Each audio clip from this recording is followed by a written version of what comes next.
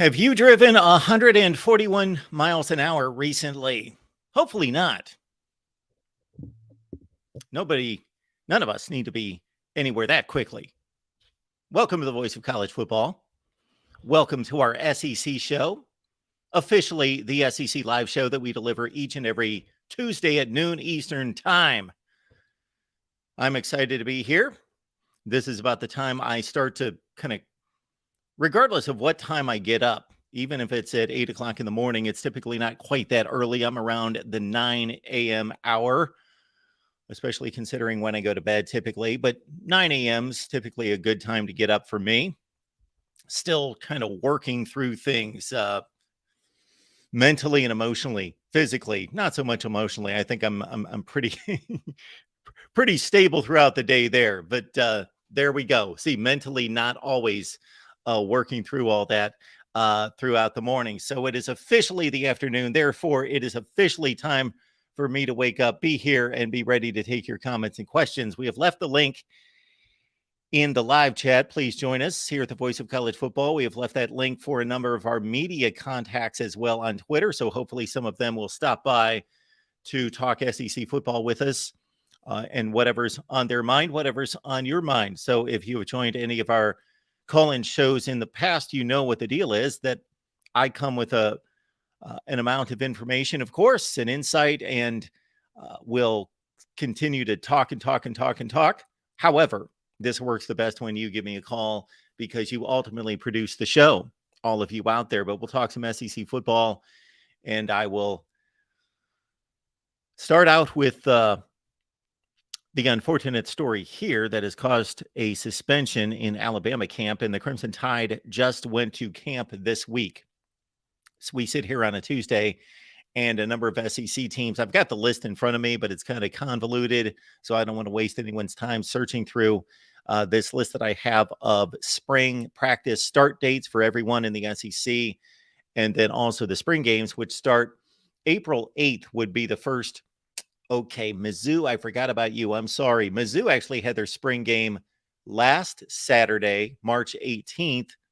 Mizzou's special. Mizzou's different.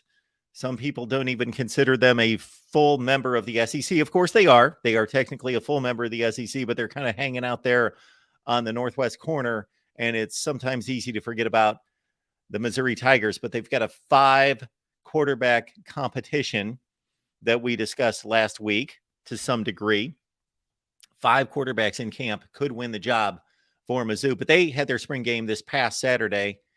A couple of those quarterbacks could not participate, but of course, Brady Cook, and this is a 5-quarterback competition without needing a new quarterback, meaning their incumbent, Brady Cook, 14 touchdowns, 7 picks last year, is back, but he has not secured the job. But take Mizzou out of the mix. The second SEC spring game will be in a couple weeks on a Saturday, April 8th at Auburn. And then here at the Voice of College Football, once April 1st starts, April 1st is a Saturday, you will see a bevy, a blur, just an abundance of spring game coverage every Saturday, most of them on Saturdays. Florida, another outlier on a Thursday night. That'll be a whole lot of fun to take in the Florida spring game on a Thursday. And we will, of course, provide coverage of that. But every day on Saturday, every week on Saturday throughout the month of April, we will be here. Michigan sits alone as the only Power 5, and I believe the only school possibly in the FBS with a spring game on April 1st, and then it really kicks into gear on April 8th, and we will do our best, of course, to cover it all right here at the Voice of College Football, starting with the Michigan spring game. And I'm sorry, SEC fans, I'm using some bad words here, talking about other teams and other conferences, especially the Big Ten, your financial rival, your power rival. But Michigan is the first spring game in the month of April. And we are doing a Michigan watch party that everyone can take part in, even though we're doing it on our paid platform of Patreon. We are going to provide the link all over the various platforms here at the Voice of College Football. And I appreciate today we are simulcasting our SEC live show, formerly the SEC live show, out for all of you on all the various SEC channels. So understand that if you're on, let's say, the LSU channel and you enjoy coverage of other SEC teams, that we've got the main channel and we've got SEC channels, Tennessee, Florida, Georgia in the Eastern Division. And then in the Western Division, we've got Alabama, LSU, Auburn, and Texas A&M. And yes, those four. So we've got 7 covered in the SEC with specific channels. Then everything else that we provide concerning the SEC that you can find right here on the main channel. And then also we've got an SEC channel with almost 20,000 subscribers. So thank you for that. And lock it in on the SEC channel. I know that even though we've got 20,000 subs there, a number of you are not familiar with the SEC channel. So check that out. We provide coverage all over the conference. Okay. On to 141 miles per hour. In the chat, let me know the fastest you've ever driven.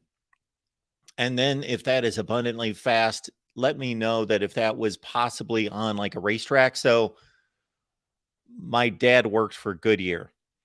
And one year he was visiting the city of Indianapolis. He was doing business there. And they allowed him, they wanted him, they invited him to drive a pace car. And so he tested out a pace car, new tires, and one of the Oldsmobiles I think they had at the time. I don't know what they drive for a pace car now, but this, we're talking about 35, 40 years ago, that he drove a pace car at the Indianapolis 500, and just, it was a fun experience, of course. So under those conditions, maybe the miles per hour acceptable would be much different. But you can leave there in the live chat, what is the fastest you've ever driven, whether that was on a private road, which I would think would be a fairly rare occurrence, or, of course, out on the open highway. And I've done a few speeds at times that I did not necessarily, looking back on it, was not necessarily the best choice. All right. But when it comes to, and we will read off your entries. So Alabama defensive back Tony Mitchell has been suspended. I'm reading this from ESPN. Suspended Alabama defensive back Tony Mitchell was driving 141 miles per hour as he attempted to flee police. Well, that makes it a bit different as well. I didn't know anything about this story except I had seen this earlier, but had not read the story. So we're all learning this together, or maybe you already have seen it. Attempted to flee police in Florida last week before being arrested, according to an arrest report obtained by AL.com. Mitchell and a passenger in his vehicle, Christopher Lewis, I guess that's pronounced Christopher, it's not Christopher, were arrested Wednesday by deputies from the Holmes County, Florida Sheriff's Office and charged with possession of marijuana with intent to sell and or deliver. Lewis also was charged with carrying a concealed firearm without a permit. Ooh, a lot going on there. Oh, boy. Okay. I would like to know if, and maybe we'll find this out later in the story, if he was being chased because of the known or suspected possession of the marijuana, or because of the known situation carrying the concealed firearm without a permit, or if it was speeding that led to it and then he was speeding further, because it would be extremely stupid for him to be fleeing police regardless, but fleeing police and knowing that these would be the issues, that they knew about the issues, and that's why they were on the chase, because it's not going to end well, folks. It's not going to end well. Actually, unless there was some kind of accident, he basically, this ended about as well, at least in the moment, it ended about as well as it possibly could. At least he didn't hit someone, another car, or a tree, or a telephone pole. Alabama coach Nick Saban said Monday that Mitchell was suspended from the team and all team activities until we gather more information about the situation and what his legal circumstance is. Well, based on what we just read, it's pretty serious. I don't know if he would be playing football for me for at least a year. According to the arrest report, which was published by AL.com after Saban's announcement Monday night, deputies recovered 226 grams of marijuana, just under 8 ounces, and more than $7,000 in cash from the vehicle. That's kind of my low bar on how much money I would like to carry with me. I'm usually well above into the 5 digits, but $7,000 cash, pretty routine for me to be carrying in my vehicle with me. So no, nothing really to be suspicious about there. Police initially pursued Mitchell after observing him driving 78 miles per hour in a 55 mile per hour zone.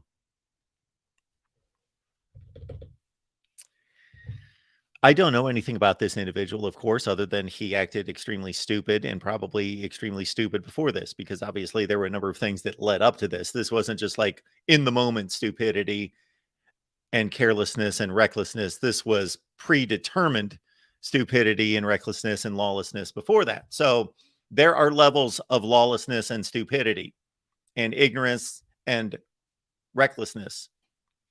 He probably wasn't raised very well. Probably. Because any one of those things are stupid. The marijuana, the intent to sell or deliver, the reckless driving, of course, maybe at the top of the list. And then I am all for the Second Amendment. So let me clarify that. However, of course, you have to abide by the law. So a lot of things stacked on top of one another here. My goodness. And then, but then there are, and we all know this from reading these type of accounts a number of times, and then things that are even more serious, although this is pretty serious. There's a lot going on here, that criminals are typically morons. They're typically stupid in addition to it. Now, I'm not talking about necessarily their intelligence. They may be more intelligent than I am, but I'm talking about in regards to their wisdom. So obviously being a criminal typically shows that you have no wisdom to begin with. Therefore, you're not going to use any wisdom in trying to protect your crimes. So criminals usually give themselves away. So this moron here was driving 78 in a 55. So bam, there you go. Mitchell's black Dodge Challenger then accelerated to a high rate of speed and eventually was clocked at 141 before police lost a visual of the vehicle. Well, I guess you would. Man, when I'm driving my typical 75 and somebody goes by me at 90, it seems like they're probably going 90, but it doesn't take long for them to out of sight. Mitchell and Lewis were stopped 7 minutes later at a nearby location where police smelled the odor of burnt marijuana coming from within the vehicle, according to the report. Mitchell admitted to fleeing police and said that police had told him to punch it.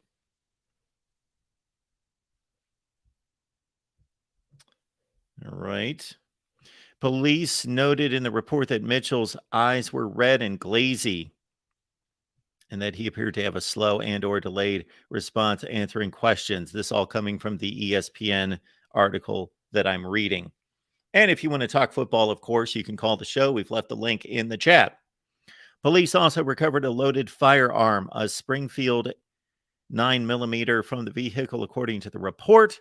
Mitchell, who had a concealed weapons permit, and Lewis, who did not have a permit, both denied possession of the marijuana and the firearm. This is also leading me to the point of remembering why I didn't like covering news. And when I was a sports director, also did not like covering the news side of sports. I got into sports for a reason, not to be following police reports, but I had to do that from time to time. Mitchell, a freshman, is a former 4-star prospect and ESPN 100 player. The Crimson Tide opened their spring practice Monday Everybody's got an opportunity to make choices and decisions. Saban said there's no such thing to being in the wrong place at the wrong time. Well, I agree with his sentiment there. There is such a thing as being in the wrong place at the wrong time. There are honest people with good intentions who just happen to be in the wrong place at the wrong time, but I get his point. Most of the time, it's fully on the individual. You've got to be responsible for who you're with, who you're around, and what you do, who you associate yourself with, and the situations that you put yourself in. I would actually state that the passenger in the vehicle, that the other person in the vehicle may want to consider those things as well. It is what it is, but there is cause and effect when you make choices and decisions that put you in bad situations. And there's a lot of them there. That goes well beyond what we've read recently and what has been reported and substantiated, confirmed with the Georgia players situation. There have been a total of 5 of them. I believe that's the number, 5 of them that have been drag racing. Okay, this is totally added on to in addition to that. Okay. Good news to start the day. We also understand that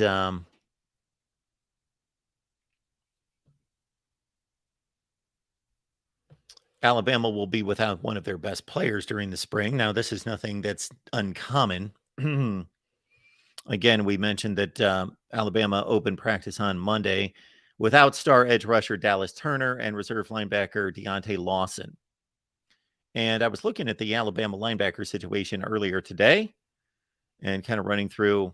They've got a lot of decisions to make, a lot of young players in play for including the Georgia transfer Tesman Marshall, who could add depth and also be a starter in the Alabama linebacker corps. But much to decide concerning the Alabama linebackers, and also a JUCO transfer that they brought in as well. Can't remember his name right this second, but Dallas Turner is an exceptional player who I believe had a much better season 2021, his freshman season. That was the guy that, if you were watching for Will Anderson, and Will Anderson, of course, had a monster season in 2021, but when he was not making the plays, it was sometimes because there was single coverage to negate the double team on the other side of Will Anderson, and sometimes the triple team. And Dallas Turner took advantage of that and made a ton of plays this past season. Not as much of a marquee season for Dallas Turner, but still an obvious player on that team that they will want to get mended up and healed up during the spring. Appreciate you all being here on the SEC Live Show.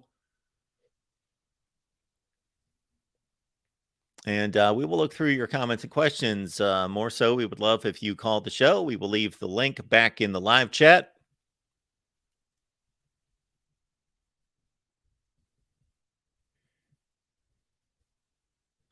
You may be watching on the main channel. We are also simulcasting on the Alabama, LSU, Florida, Georgia, SEC channels as well, also Texas A&M. So if any of those intrigue you, or you are a fan or interested in any of those teams, and also if you enjoy what we do here at the Voice of College Football and you support what we do, also keep in mind that we've got a number of channels that are under 1,000 subs. And if you know anything about YouTube, you know that they take you seriously once you hit 1,000, push your videos into traffic, and help you grow the channel. So we would like to get all of our channels up to 1,000 subs, particularly those ones that are close, including Texas A&M, South Carolina, within range to a certain extent. So South Carolina, Texas A&M, we would like to get to 1,000, and others, West Virginia. Again, whether you're a West Virginia fan or not, if you support what we do here at the Voice of College Football, please subscribe to the West Virginia channel. We would like to get that to 1,000. Georgia is awfully close to 1,000, around 850. So please subscribe to the Georgia channel again. And if you really could care less about those teams, or could not care less, let's get that straight, could not care less about those teams, or even hate and despise those teams, Florida fans, but you see the greater good, the greater cause, you catch the vision, then help us here at the Voice of College Football and subscribe to those teams that you hate. And then once we get past 1,000 and we're safely above 1,000 subscribers, then unsubscribe and do it with complete anger and detest and say good riddance. But you can help us out by subscribing, getting us past 1,000 on any and all the channels. And the focus right now is West Virginia, Georgia. Those are close at around 850. So we would appreciate that.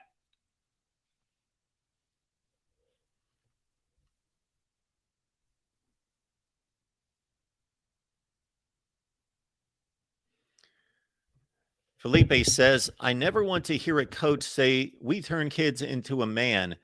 That always got me. Coaches are there to coach a football team. There's coaches who genuinely care about players, but Saban and Smart. Okay. Well, Felipe, I would say that we acknowledge your opinion. There is nothing about Kirby Smart or Nick Saban. There are things that they've said and done that would lead me to believe that they care about their players, but I would not vouch for them. I'm not involved in all of their decisions. I believe they got into football coaching because they love football. That's my guess, that most football coaches get into coaching not because they want to improve young men. I'm not saying that this is for every coach out there, but I believe their number one priority or goal or ambition in life was to coach football because they love football. Now, we do know, for any of you who have grown to some level of maturity throughout your life, whether you're 20 or 25 or 55 or 80 out there, you understand that if this is working in your life the right way, you're smarter, wiser. I don't mean more intelligent, but you are wiser as you get older and your priorities change. So a coach can get into football coaching at the age of 25 and then a little bit later down the line determine that, yes, I still love football. I still love coaching, but it's more about them. And I truly want to help these individuals. I realized that doing what we do here, my incentive to do this, in addition to paying bills and building wealth and doing all those things that we all want to do as whether individuals or heads of households, that we want to secure our futures and also enjoy our lives financially and do all those things. In addition to that, the incentive continues to change and be more thinking about people out there, to be thinking about all of you, as I get a phone call right now that I will return in about 90 minutes. So I hope that makes sense. I'm not going to get into some kind of social or spiritual speech right now, but my incentive to do this changes, and what I would like to impact changes and is less selfless. It is more selfless and less selfish all the time. And so I have no issue with a coach who says, shoot, at this stage of my career, I'm 30 years into this, let's say, my ambition is to help young men. And again, unless something is proven otherwise to me, I've got to take them at their word. Roger Dodger states here, nice money. Yes and no. Yes and no.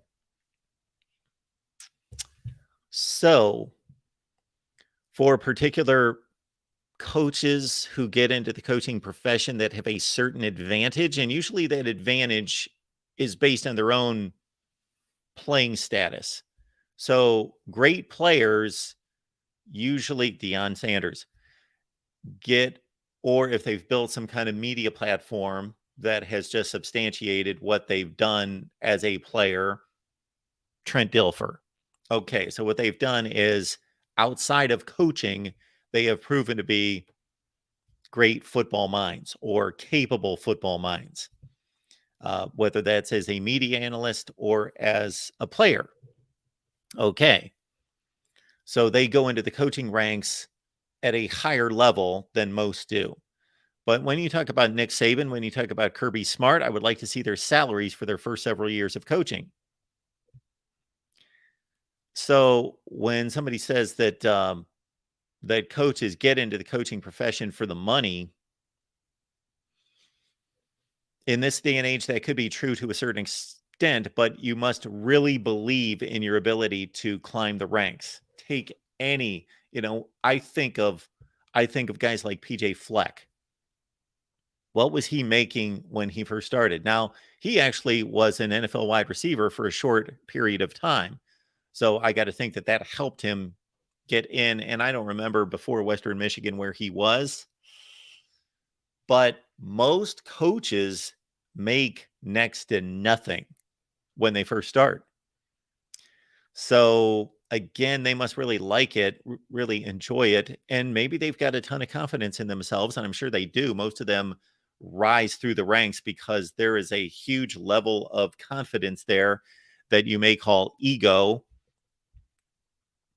that is obvious. You cannot succeed to the level of a Nick Saban or Kirby Smart and not have an ego and not have a ton of self-confidence and not believe that what you say means something and that you have a lot of value.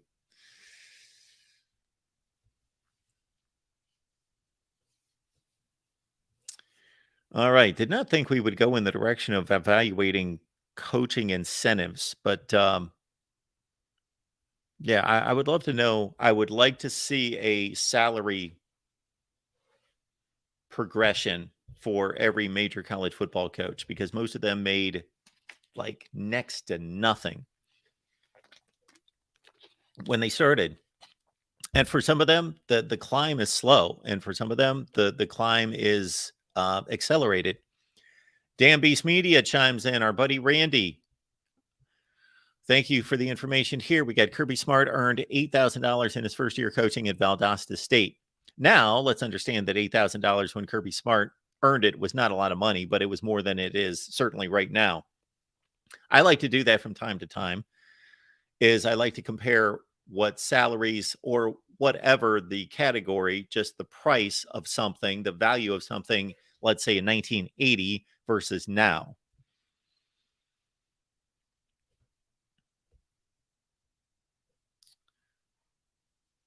So what year was that? Dan Beast Media, can you tell us what year that was?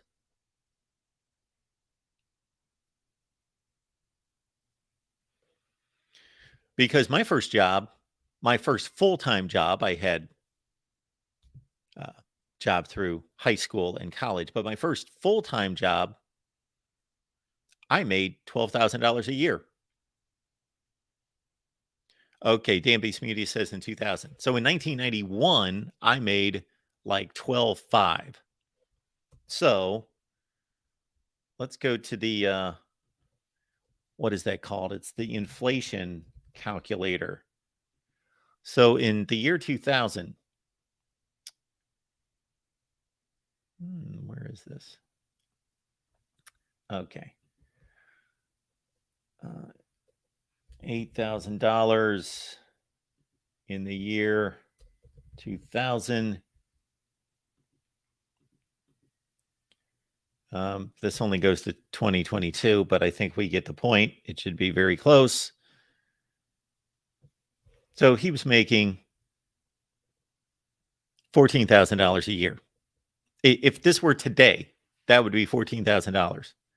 13,986. Now that's a inflation calculator dealing with products. I think it would be about the same. I've got to think it's dealing with inflation, so that should be. I'm curious to see. With a little overtime. Well, let's not do overtime. I think I made 12.8 in 1991. So that's only $28,000. So $28,000 is not. I don't believe it's enough money to live on in the year 2022, 23. But yeah. All right. Other news is I was going through notes from the SEC. There's a number of things out there. Again, Alabama at practice, Georgia at practice, LSU. There were a few things worth noting here. The LSU defensive backfield is going to be key to them winning the West. Absolutely going to be key to them winning the West. They lost pretty much everyone out of the secondary who was starting. And they bring in some transfers, meaning Syracuse transferred Darian Chestnut, Ohio State transferred J.K. Johnson. And the big one that they are counting on heavily would be Denver Harris, the former five-star at Texas A&M. So LSU, a lot of people have high hopes for LSU, but I do think that they've got some things to work out. Their defense was better last year, probably as good as they were down the stretch of 2019. It wasn't a dominant defense that they put on the field in 2019 and winning a national championship, but they were pretty darn good down the stretch. They got better and better as the season went on. And then they were just, by LSU standards, a horrible defense in 21 and 22. And now they look to be better. So they've got to be better, I believe, on defense. Of course, their defensive effort this past season was good enough to squeak out a division championship. But that LSU team that won the SEC Western Division is the worst SEC Western Division champion since when? It's been a long time. Now, when I was down covering the SEC firsthand, up close on the sidelines, in the press box, in the news conferences, all that, because I make that distinction because I consider myself covering the SEC right now. But of course, I do it from a million miles away.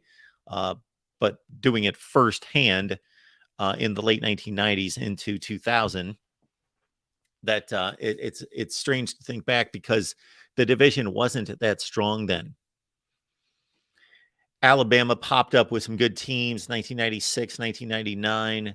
There were some marginal teams like Mississippi State in 98 that won the SEC West. They almost won it in 99. Arkansas was pretty good under Houston Nutt. They had a really good 1998 season. LSU was down that entire time. They were struggling to get to bowl games. Auburn, during the time that I was there in the mid to late 90s, they were good. They weren't exceptional. They went to the SEC title game in 97.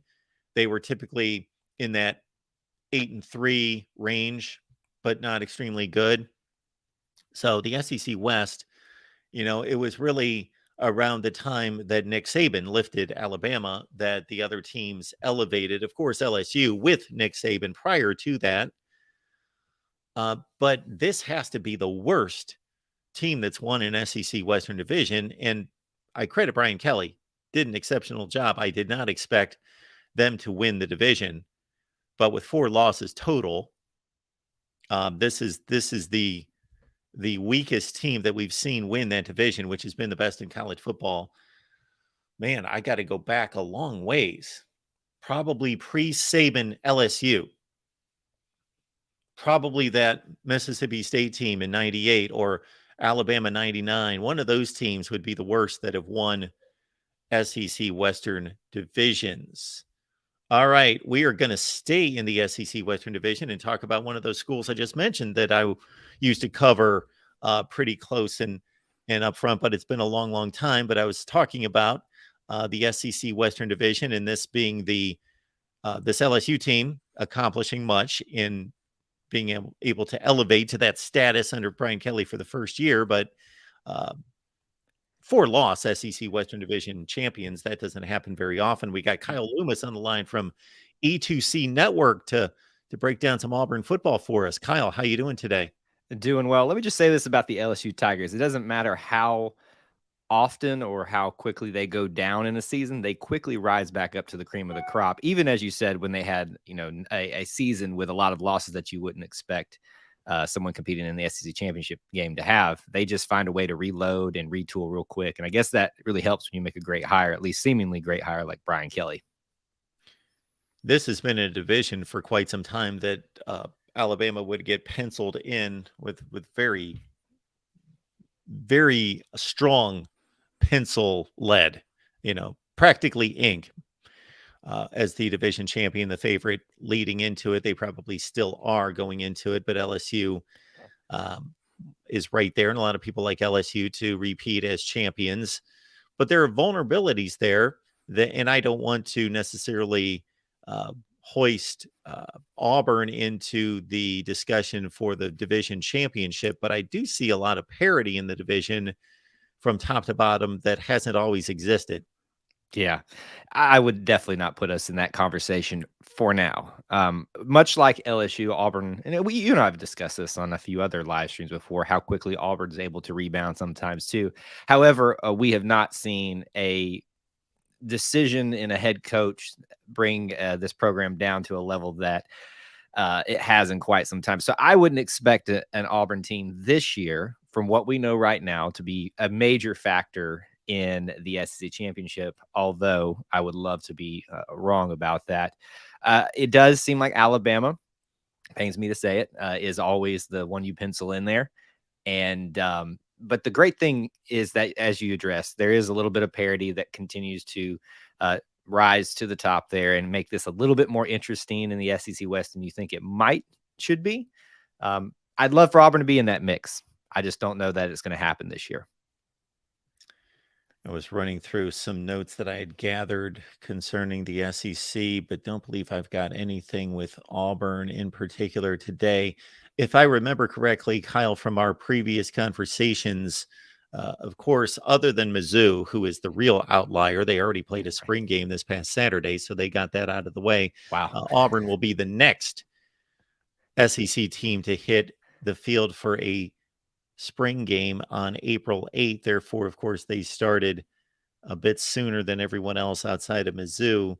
But they had a week off during that time, correct, for spring break? Yes, they did take that week off for spring break. And so this is a little bit longer of a spring practice schedule than we're used to because of that. But also, I think, Coach Hugh Freeze wanted to stretch it out a little bit more to keep these guys in that regiment, in that way of doing things, those type of schedules that you get into when you're, in spring practice and stuff like that. The more you could do that, the more he could kind of get these guys headed in the right direction, because a lot of these guys are coming from, I won't say like bad coaching or bad styles of doing things, just different, right? You got a new regime coming in. There's a different way of doing things. So the longer that you can keep these guys in together and doing those type of things together, then maybe you'll get a little bit more synergy a little bit more quickly. I see the question down there, and I had some notes as well that I knew people would want to discuss today. Thoughts about Cam Newton participating at Auburn's Pro Day and trying to recapture that national title magic. So yeah, for those of you that may or may not be aware, today is Auburn's Pro Day. And obviously everybody, I think majority of all the big programs have a pro day where they showcase their talent. Auburn's obviously showing a lot of their current seniors and people recently graduated that want to get a look on NFL scouts. The big news of the day, Cam Newton is in town throwing with the other quarterbacks out there, trying to maybe recapture not just national title feelings and magic for the Auburn football team having him there, but maybe a little bit of magic for himself. I honestly was shocked. Not that Cam Newton's a stranger to coming back to Auburn. A lot of people say that, Cam Newton, just used Auburn to get to the next level. Well, it's pretty strange that he came back for his degree, that he came back so many times to be part of, events and things like that. Been at basketball games, been at football games, not just as a guy on the sideline, but up in the stands with fans and things like that. So it's good to have Cam back. It definitely creates a lot of hype. I didn't know anything about that until last night, and boom, on social media, boom, right in my face. Cam Newton posting a video where he's tossing the ball around the indoor practice facility, and yes, talking about more focused on, and it's completely understandable. Hey, he draws attention to the Auburn Pro Day. He does a lot of good things, well, that Kyle outlined, but if this is isolated in and of itself, this is still a good thing to draw attention to the Auburn football program, then it obviously serves him as well. He wants to showcase his skills for the NFL and get back into the league. He did not play last season for the first time during his NFL career, and he wants to get back on the field and believes that he is one of the top 32 to play the sport, the position on this planet, and stated as such and said, I want to show myself and my skills. So that's what I'm going to do.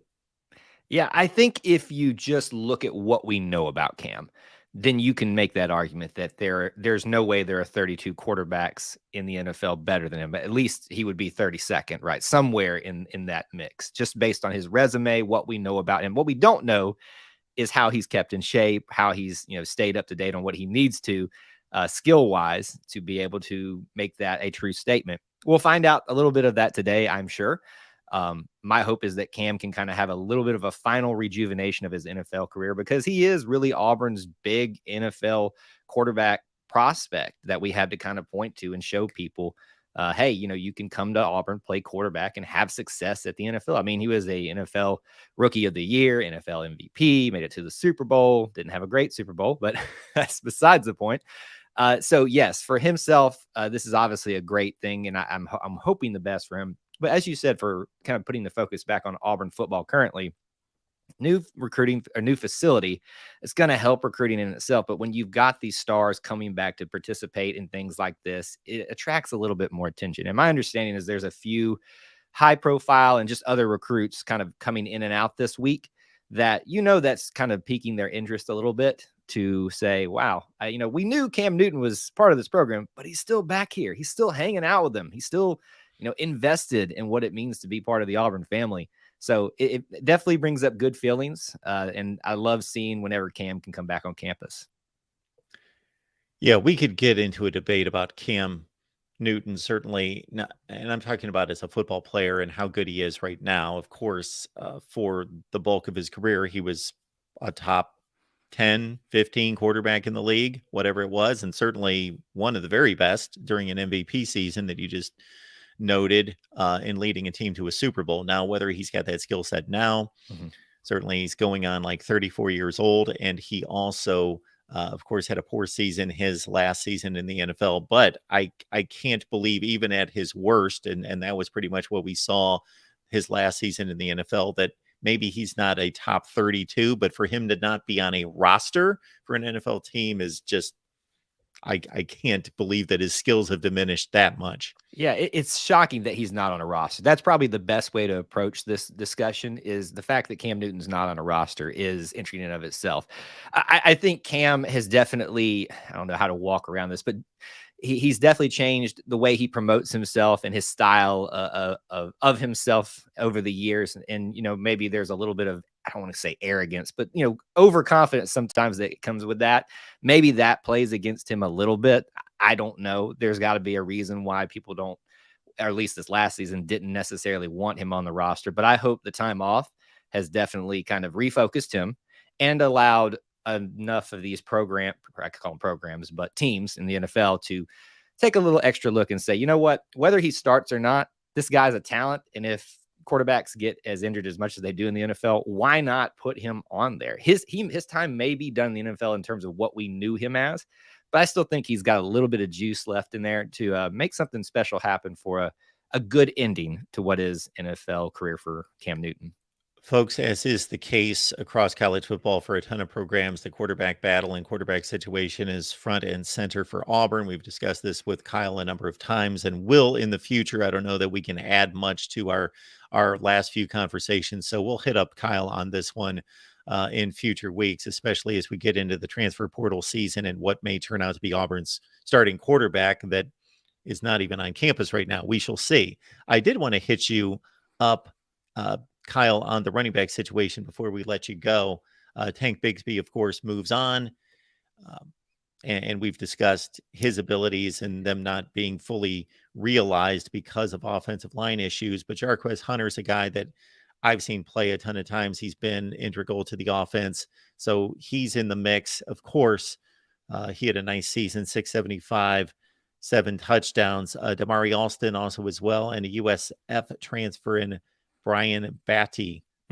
Yeah. The room for running backs is going to be surprisingly exciting. You would think with the loss of Tank Bigsby that all the excitement would be sucked out of the room, because that man is just an absolute beast. And you're going to see that today, I think, at Auburn's Pro Day. Just a pure athlete.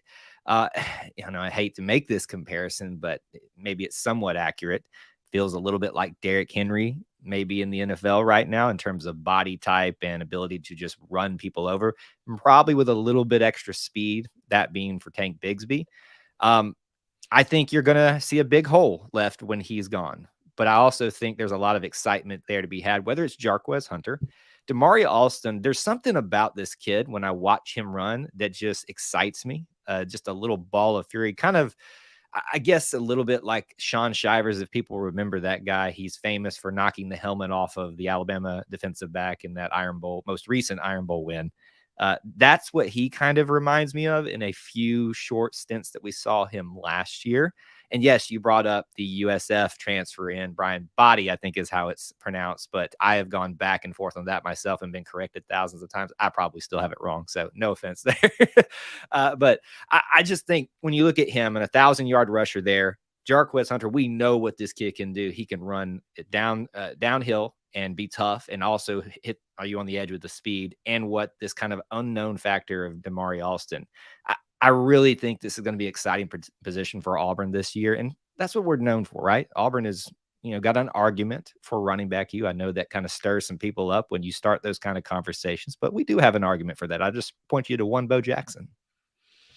Yeah, and then we could continue the list. But yes, maybe not currently, but it depends on your context for those position arguments. That's always my next response when somebody wants to tab a particular school as wide receiver U, Right. tight end U, whatever. I always say, okay, are we talking all time? We talking currently? We talking the last 20 years? What are we talking about? So yes, Auburn historically certainly has a good argument.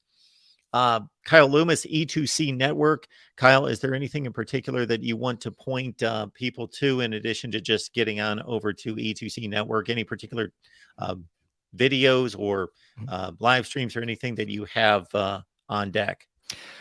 We do every Wednesday night a Auburn family live stream where it's a call-in show where you set the stage. So, and it's open to anybody, but we just call it Auburn Family Night, and you can hit the call-in link there and call into the show and talk similar to what we're doing here on or off camera. That's the one I always kind of point people towards because literally it's about anything, sports or not.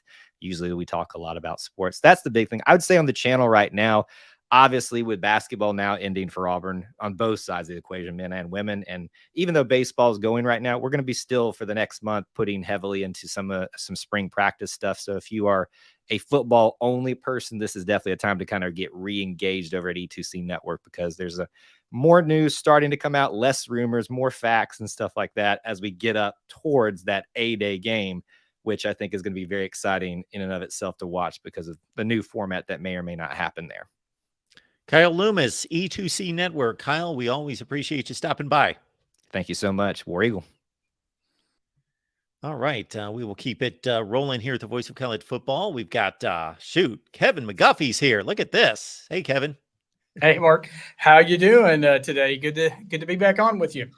I am doing well, and I hate to bring it up and make the obvious transition from basketball to football, but your basketball season ended at the hands of Kansas State the other day. Yes. It's not, I hate to say it, it's not totally surprising because Kansas State was a kind of school that gave Kentucky fits this year. The four guard offense, quick guards. At the end of the game, they made their shots. Kentucky didn't. And, it's another sad end here here in Lexington for basketball, but we'll move on to football. And like I said, Calipari has the number one recruiting class coming in next year. When that has happened, he's done some pretty good things.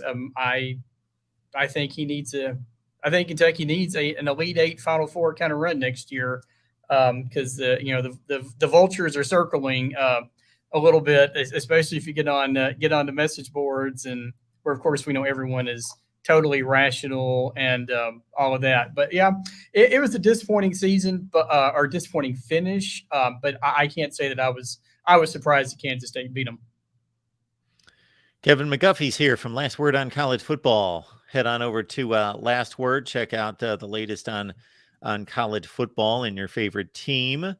So we know that Kentucky is the one the one outlier, they don't want to play a spring game. They're not going to play a spring game, so no spring game for Right. Kentucky Blue. But of course, they're still hard at work, just like everybody else. Right. Have we gathered anything from Kentucky's workouts? Yeah, just to go back on your point, the reason Kentucky's not having a game this year is because they're installing a new field, new turf at Kroger Field. So they're doing that. So what they're going to do on April 1st, they're going to have kind of an open practice / fan day where at least people can come and watch the team practice, meet the players, that kind of thing. So they at least are going to have that. But yes, no, there's no spring game again this year for the third time in 4 years. Obviously, the other two were due to COVID, but that's where we are with that. And as far as practice, they actually last week was Kentucky spring break, so they had kind of a week off, and they just got back to the practice field today, and so and some of the media was allowed to check things out, and of course we're all unlike the previous at Auburn, Kentucky. A quarterback is one place where there's not really a question mark right now. It's pretty much Devin Leary. So by all accounts, he seems healthy, recovered from that torn pectoral muscle from last year.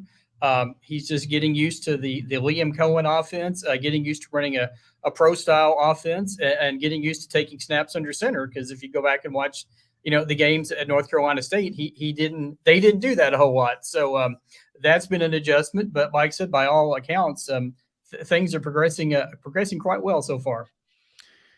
Our buddy Joey Foster is reminding everyone that you can just take the link from the video right now, the live stream, and share it on your social media accounts and bring in some more folks to talk SEC football with us.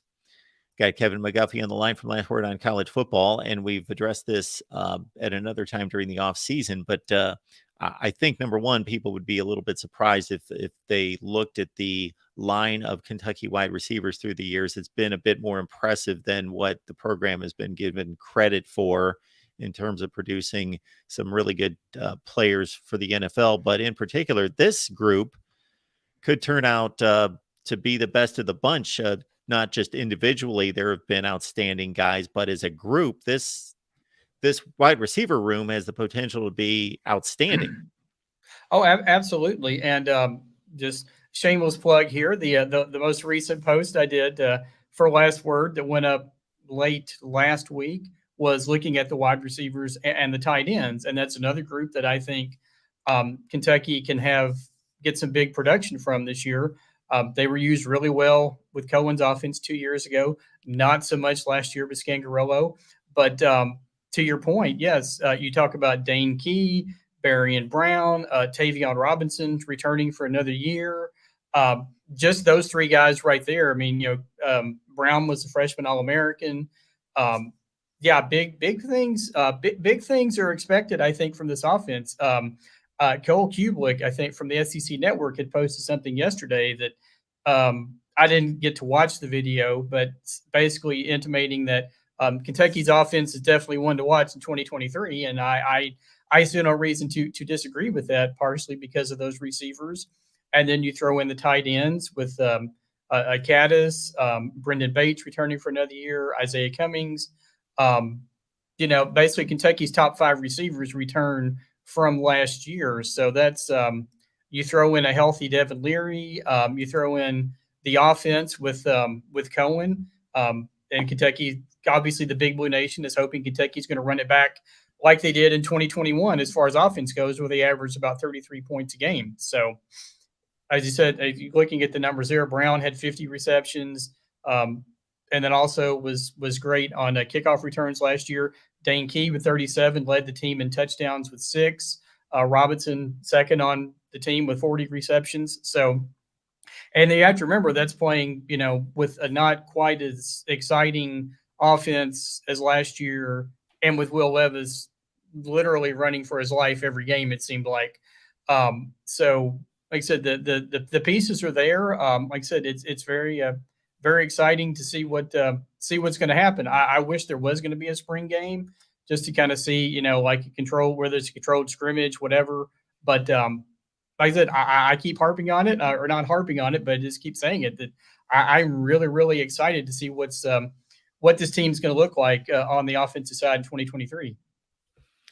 Hey, Kevin, when the 12-team college football playoff format was announced, of course, there was a lot of banter back and forth about what it would look like. And then they threw out the proposal, and then it took about another year for them to confirm it. So we know what this is going to look like in 2024 going forward. Are Kentucky fans, does that give a level of hope as opposed to 4 teams? You got to get through Georgia, you got to get through Alabama or whoever else. This league's too tough. You got to be one of the 4 versus we're in a situation now where, hey, 12 teams, you could be the 3rd or 4th best team in the SEC and make the playoffs. Well, I think you could say, you could throw the case out there that Kentucky, hope is probably the eternal motto for the Kentucky football program over the years. I think, maybe there's not a whole lot of talk that I've seen, but I think you could make the case that, certainly in 2018, Kentucky could have been, that team probably could have and should have been in a 12-team playoff. They might have been that 12th team. The team 2 years ago would have been right on the fringe of that as well. The most recent 10-win team.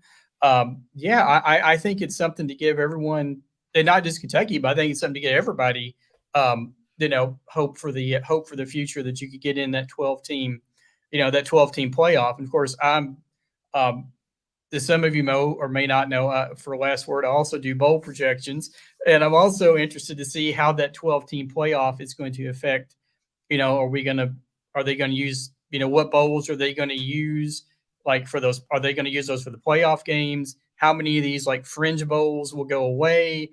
Kind of something like that. But yes, I think, like I said, for Kentucky and just about anybody, I think that 12-team playoff gives a definite glimmer of hope that you're not just trying to get that top 4. You just assume it's going to be like, Georgia, Alabama, Ohio State, and then like a Clemson or, somebody else like a USC, somebody who busts up, 1 year and has a really incredible year. And, now there's 8 other slots, So, Stoops' motto has always been, why not Kentucky? So, just throw that in right now. Why not Kentucky? Why not the playoffs? But like I said, we'll see what happens when that takes part next year. There's a pretty incredible stat that if you take after the first year of the playoff, and then of course TCU, they broke this string last year as they won a game in the playoff, but for those 8 seasons in between, 8 years, you're talking 32 playoff teams. And obviously we know they're not 32 different playoff teams. There's about 6 of them, Right. but there was a string of 8 years there where the SEC, Clemson, and Ohio State won every playoff game, and none of them lost to anyone except for each other. Yeah, and that's pretty. That's pretty nuts and pretty incredible stat, and just kind of shows that you have those 4 or 5 schools that have just been the top echelon, and then everyone else is trying to fight up that ladder. As you said, TCU got in, this year with the incredible season they had. USC was probably right there until they, could beat, basically couldn't beat Utah last year. And, of course, then they had that epic game with Tulane. But yeah, it's pretty incredible that, like you said, those few schools have just dominated the playoff and everything since it's been going on. Have you put the bowl projections together yet? No, Okay. I have thought about it. I thought about doing one. What I might do is wait till after the May, like the second transfer portal, after the secondary one, and then kind of see where all the rosters, play out. And then I'm definitely going to do one like at some point later this summer, maybe like May, June, and then I'll do one before the season, and we'll, keep rolling after that. But, I was going to say you just put Georgia, Alabama, Ohio State, and pick your fourth team. There's your playoff. There's your good place to start. Whether it's Clemson, whether it's USC, whether it's somebody like a TCU that jumps up that nobody's expecting. LSU could be a dark horse this year. Texas. Something like that. Yeah, or Texas, exactly. Or in Oklahoma, who knows? No, I haven't. I've thought about it, but no, I haven't. I haven't tried to tackle that mountain yet. But that'll probably be like sometime late May, maybe early June. I definitely plan on putting something out. Just just for funds. This is just speculation, obviously. Which of course is what projections are. You're just speculating, but yeah, it's a lot of fun, and I've gotten some some good feedback about it. Some people are like, well, why did you put my team here? Why did you put, they'll never go to that bowl. I'm like, well, it's just, it's just one person's, opinion. So, well, Kevin, I have fun with this one because let's consider that TCU made the college football playoff and they were 5-7 the year before. Right. What 5-7 team? I'm not saying that this is going to happen, could happen, but it happened once. And actually, if you go just prior to the college football playoff, Auburn went from 3-9 to the BCS championship game in 2013. They had an even more ridiculous climb from one season to another. So, I kind of like to play that game in terms of who could be the next TCU. Right. Texas A&M, Miami both went 5-7 last year. I think, like I said, I believe A&M is going to have a much better season. I'm trying to find the standings from last year just so I could go through real quick. And well, the three that come to mind for me: Texas A&M and Miami both went 5-7. Mm-hmm. Michigan State went 5-7 last year. They would be the most capable, right, that I can come up with. Right. Yeah. If you don't want to go strictly by 5-7 being the standard, just somebody who was down. Oklahoma, of course, was only 6-6 last year. Right. And of course, Miami started off so well last year and then just, faded at the end. I think they're probably due for a bounce back season. I think, like I said, I think Texas A&M, I think at this point they've got to do, I think they need a big year this year, or, there's probably going to be some interesting times down there in College Station. But, another team that I'm just going to throw out there, not as maybe a playoff team, but Colorado. With Dion and all the players that they brought in, that he brought with them, and all the transfers that he's brought in, I think that's a team that, maybe not this year, but maybe next year. I definitely think they're making a bowl game this year. I don't remember how long it's been since they've been to a bowl, but I definitely am going to have them in a game. I think they're a team that could make some noise this year too. So. But we still got 6 months before it gets going. So there's plenty of time. But like I said, those are three. I think Miami. I think Texas A&M. Michigan State. I always have the urge now. I want to put Michigan State in a bowl game with Kentucky because for years we tried to match Iowa and Kentucky, and now we've seen that, and I hope we never see it again. After the Music City Bowl this year, Michigan State and Kentucky have kind of had this little what's the word? Kind of a rivalry that's not a rivalry, passive aggressive, kind of thing.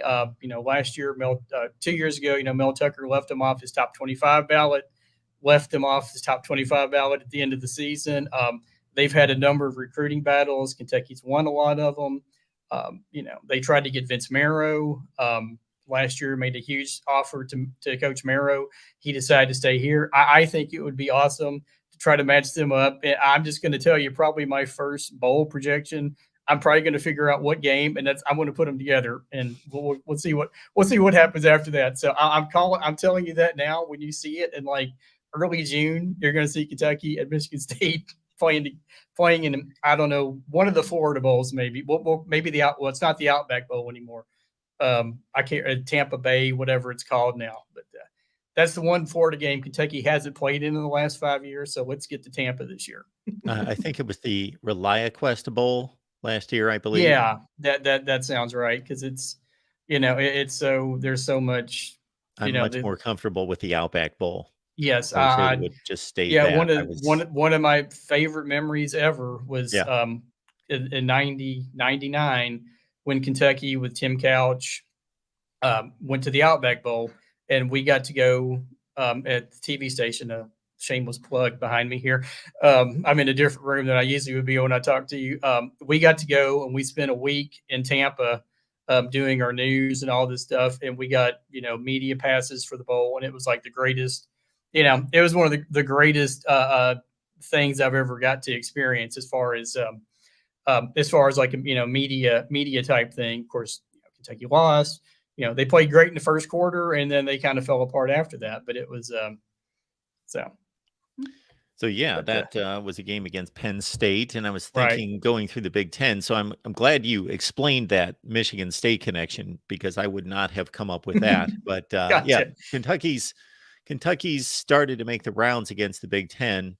You've had Iowa a couple times, Northwestern, Penn State a couple times, Penn State Yep. recently in the Citrus Bowl. So there's been Yep. some games between Kentucky and the Big Ten, and maybe we can get them together with Michigan State. I'll root for that now that I know that that's a secret rivalry. Yeah, it's low key, but it's definitely there's definitely something there, and I would love to see them just play and be done with it. So, and I see the poster here. I mean, that's a possibility too. We'll see. We'll see what Coach Sanders can do with all the players that he's brought in. So, but I'll say this, Kevin, that another fun exercise I like to go through is that there were 27 teams last year that either improved by 3 wins or declined by 3 wins from the previous season. So if you try to do the same thing, and that's just in the Power 5, and if you try to do that again this season and go through everybody's records and think, I got to find 27 teams that are either going to improve by that much or decline by that much. And then you put that out. Like if I would do that and I would just try to select 27 teams, then I would throw that out as being my predictions. People would call me crazy because they'd be like, there's no way that team was 6-6 last year. They're going to go 9-3 or whatever. But that might have been a slightly of an outlier of a year, but there are going to be about 20 teams that are going to have at least a big acceleration in wins or a big drop off. It happens every year. It's tough to find those teams because I think we tend to think that teams are going to just stay the same, but they don't. Right. And as much as it pains me to say this, we'll see how they do from last year to this year. But you could also throw Tennessee in that mix, maybe. So after the team who maybe could take that next step and see what happens this year. We'll see obviously what happens with at quarterback and a couple of those other positions. But I mean, it pains me to say that, but there I said it, so I just got it out of my system. So I will admit I rooted for Tennessee this weekend against Duke because it was like, okay, Tennessee, Duke, Tennessee. Don't really like either one of them, but I'll go with the SEC. So I rooted for them. Now I'm done with it. So go in the NCAA tournament. So now we'll say go for it, Atlantic. So there you go. Yeah, sometimes it's the lesser of two evils that you have to go with during these situations once your team gets knocked out. Yeah. Right. So Kevin McGuffey, last word on college football. Hey, Kevin, we appreciate you stopping by. Was there anything else you wanted to hit on? No, not. Like I said, I have the post up now, looking at the wide receivers. I'm working on one now that will go up hopefully tomorrow or Thursday with the offensive line. I'm just doing a spring preview, like kind of position by position, and then also on Friday, Kentucky's having their pro day with Will Levis. 11. There's 11 Wildcats participating. Levis, Jacquez Jones, Chris Rodriguez, Keydron Smith, DeAndre Square. I'm just kind of looking through the list here. That's going to be on the SEC network this year, as we're all interested to see where Levis is going to end up. I saw a thing with Mel Kiper this morning. He had him going third to the Colts. I saw another one a little while ago that had him with the Titans, like at the 11th pick, like dropping down some.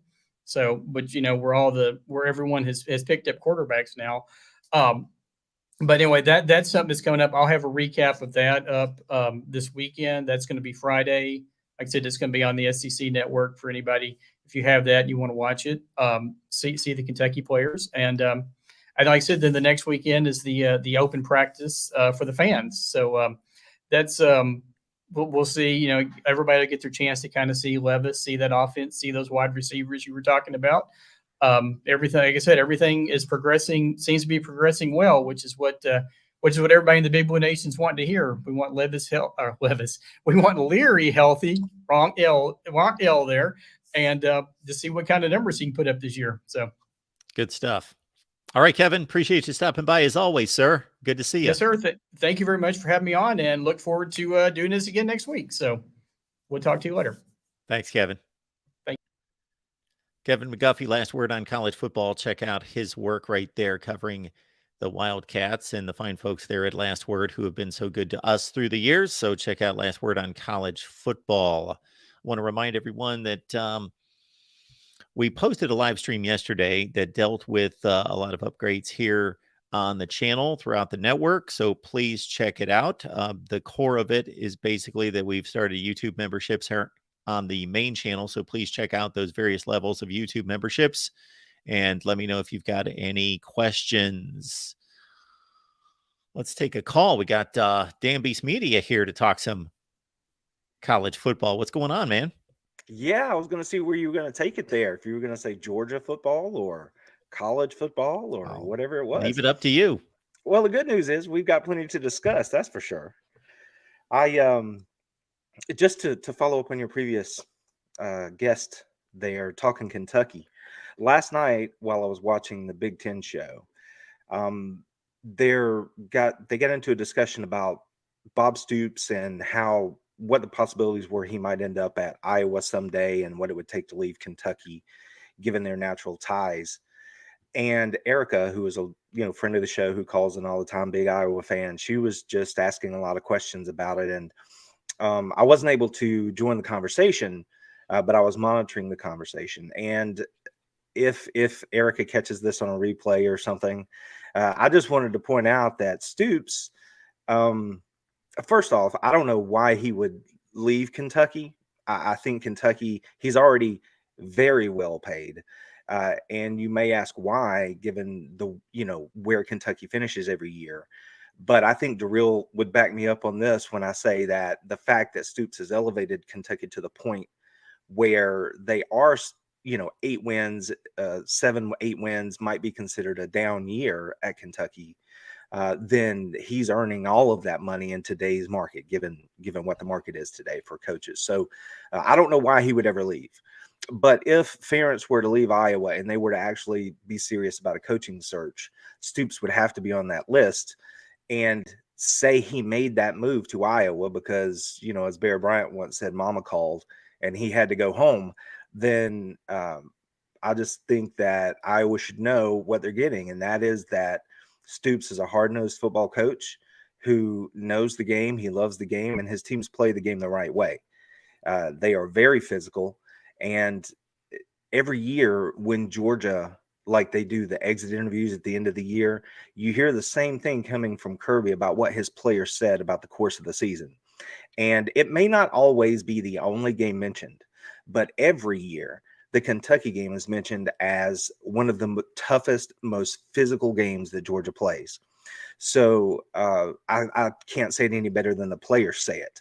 And you don't get that kind of toughness unless you have a coach that believes in it, practices it, and instills it in his players. So in this fantasy world of, some fantasy future, if Stoops were to go to Iowa, they would be fortunate to have him because that means they're getting a good coach who would instill the kind of toughness necessary that would play well in the Big Ten. And they would be at least as good as they've been over the last decade or better. And I honestly think he would absolutely have them.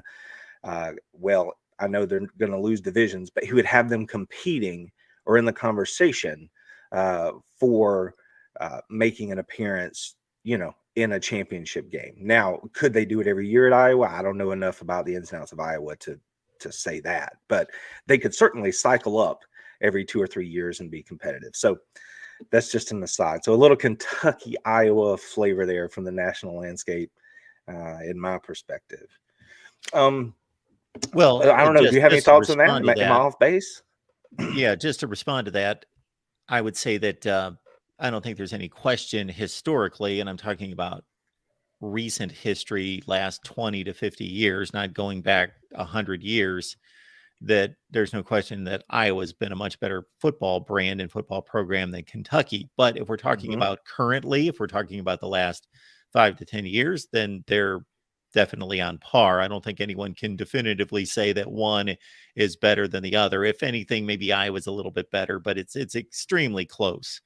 And that's all because of Mark Stoops. Like you mentioned, you can't just look at Mark Stoops' record and see if he's doing a good job at Kentucky. You have to understand what Kentucky football has been, aside from a couple of years with Hal Mummy and Tim Couch. What Kentucky football has been going back to the mid to late 70s has been basically awful. And what Mark Stoops inherited was Vanderbilt. It's basically what he inherited.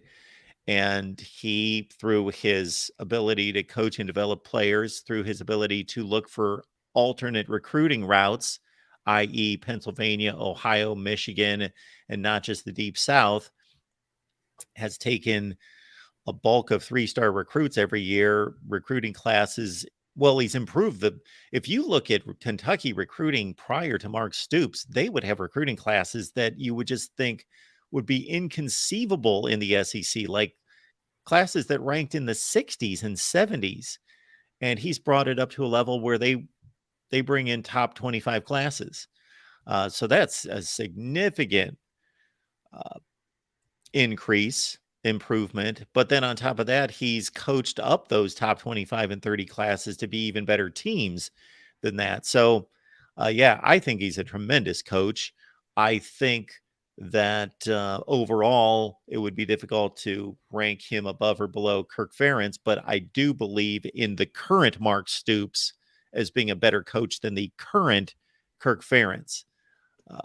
I think that he would have made some decisions over the last few years that would have upgraded Iowa football significantly. And I don't know if I project them or would to be quite the power in the Big Ten that maybe you do because of USC, Michigan, Ohio State, Penn State. I think there are some brands that would be difficult to get past. But yes, I believe that he would be smart enough and skilled enough and not have the attachments that Kirk Ferentz has from a family standpoint to make the right moves to make Iowa a much better football team. No lies detected there. And like I said, I'm not as intimately familiar with Iowa, and how they could actually recruit and what he could turn them into. I just know that he's a fine football coach. And if it worked out that way, that Iowa would have a respectable coach, moving forward if he were to go there. So those are my Big Ten thoughts for Iowa, the Hawkeyes out there. So one of the things that I wanted to call in about, and I'm sure you saw this because it got some run both on websites and on podcasts and things like that. And as we look to the 2023 season, you're always trying to figure out who's going to be the contender, both in each division. And this week, or well, I guess it was last week, ESPN posted their article, I forget how they titled the article, but the most impactful games or the games they're looking forward to in 2023. And one of the games that obviously jumped out to me was they listed Tennessee, Georgia as one of the biggest matchups in the 2023 season. So no doubt, obviously that's going to be a big game. And I think they even put in the headline, Tennessee will be out for blood in November. A bit of a revenge matchup against last year. And I thought that was pretty interesting given that I was working on, I'm producing a piece for this week about who I think is Georgia's top contender in the SEC East for this season. And no secret, I'm giving that away, that I think it's going to be the Tennessee Volunteers. And the other article that came out or fact that came out was the over-under that had been set for Tennessee's season. I believe that number was 8.5. And if you have any affinity for Tennessee, you're shaking your head and scoffing and can't believe that they would put it at 8.5. Everyone seems to expect 9-10 wins at least. And I don't know. I'm thinking about all those things as I put together my piece for this week. And I mean, I can see as I look at the schedule, do I expect them to win 9 or 10 games? Absolutely. And then have a shot, against Alabama and Georgia. Those are the two big games. So that would push that total higher. But I could see if things went completely sideways for Tennessee, how you could get to 8 wins and no more. If you call it their schedule and take a look at it there, you have Virginia, which is a neutral site game. They should handle Virginia. Austin Peay is not going to be a problem. They have to go on the road to Florida. Now, I'm not a big believer in Florida at this point. I think Florida's a bit of a mess. I think they have roster issues, and I'm not sold on their coaching staff. So I think Tennessee should win that football game. If Tennessee doesn't, then Katie bar the door, because that means that Tennessee has got bigger issues than any of us are assuming. That's just where I would come down on it, even though it's a road game. So let's just say, they're 2-0. Florida, let's assume they win that game. San Antonio, let's assume they win that game. Now, anyone in Tennessee land is going to swear up and down there's absolutely no way they lose to South Carolina. They would have said that last year too. Mm-hmm. They hang their hat on this whole revenge thing. There's something to be said for that, I'm sure. And South Carolina is going to be a different looking football team. But to just dismiss it out of hand, I don't know that I would go that far. But Tennessee's at home. Let's say they win that game. So we're up to 5. Now, Texas A&M, I think, is the enigma of the league because we know they have players. The question is, what's that coaching staff going to look like? How's that going to pan out? Is it going to be a disaster? Is it going to be a success? I'm not sure.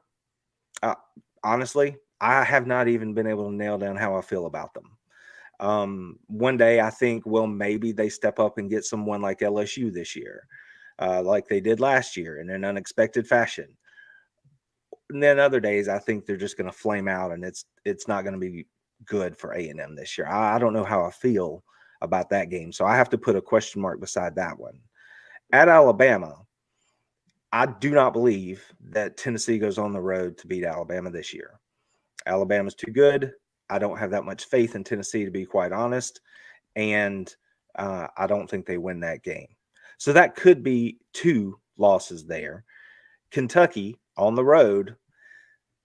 Your previous guest just made the argument about what everyone hopes Kentucky could be if you appreciate, Kentucky football.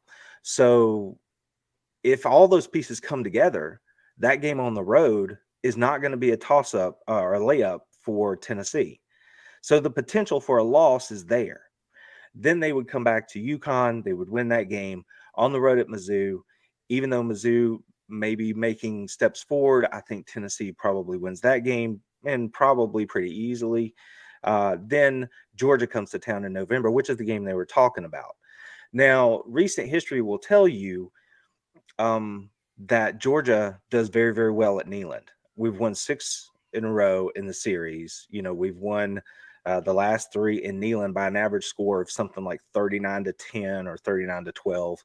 Every season's different, though, but there is a trend there. And if you look back to last season, it's obvious that Kirby Smart, Will Muschamp, and Glenn Schumann are not just puzzled by this Tennessee offense. So there's no doubt that game is a tricky one for Georgia. But the thing I hang my hat on in that game is that Tennessee, and Kirby said this last year, Tennessee, everyone thinks about their offense as a passing offense, but in fact, they are a rushing offense. That's what allows the pass game to go. They run the ball well. They run it with intent. That's why the game played out the way it did in Athens last year. Georgia stoned the run game, which you can't, if you're a Tennessee fan, you shouldn't feel necessarily bad about that. No one's run the ball against Georgia in 5 seasons. And I don't expect that that's going to change in 23, given what's returning. So if you're looking ahead and just assuming chalk as far as personnel is concerned, then you just have to know that it's going to be tough for Tennessee to run the football at home, just like it was on the road. And I think that gives Georgia the edge in that game. So that's another loss. So, I mean, I counted off 4 potential losses there. And if things go sideways, Florida gets you to 5. I don't know. I just didn't take as much offense at the 8.5 over under on the Tennessee schedule as some people did. Now maybe Well, I'm they're just fans. well, right. Well, maybe They're again, maybe fans I'm coming just off a 10-win regular season that see their program ascending and without a hitch, without a bump in the road, and just continuing to take off. So 8.5 to them, they don't necessarily understand or appreciate what Vegas odds mean. They're not, they have to take all factors into consideration. So they see it as a slight that we were 10-2 last year. You're telling us we're going to be 8-4. Well, from a gambling perspective, all those things have to be taken into consideration. And yes, that's a fair number to draw the line between 8-4 and 9-3. I thought it was fair. Again, rose-colored glasses, orange-colored glasses, whatever might taint your view there. Now, in fairness, if I am a Tennessee fan and I've put my chips in the center of the table with Heupel and believe he's going to make all the difference in the world, yeah, I might take umbrage with that also. But as someone who's not a fan, as you said, I don't think that's that big a deal. I think, should they win more than 8 games? I believe they should. But I'm not upset about it. And that's just one of the things that I'm going to look at this week as I put together my piece. And it's there was some talk in the chat earlier about the West and who to look out for in the West. At first, for the last 2 months, I have thought I had been leaning toward LSU. Like, I think that's who I'm going to predict. I haven't made that prediction, but I think that's who I would go with as the favorite to win in the West this year.